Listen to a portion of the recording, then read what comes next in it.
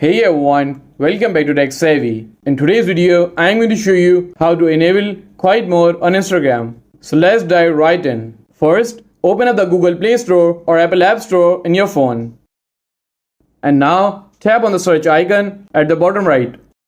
And simply search Instagram here. And you have to make sure that you have the latest version of Instagram app installed in your phone.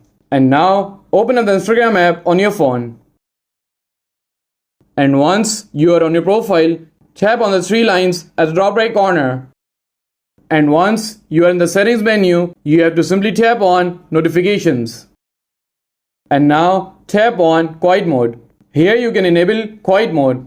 Simply toggle the switch on and you will see that it's activated. If you want to customize it, you can set the times when quiet mode will automatically turn on and off. For example, you can schedule it during work hours or while you are sleeping. And that's it. If you found this video helpful, please give it a thumbs up and don't forget to subscribe to Tech Savvy for more helpful content.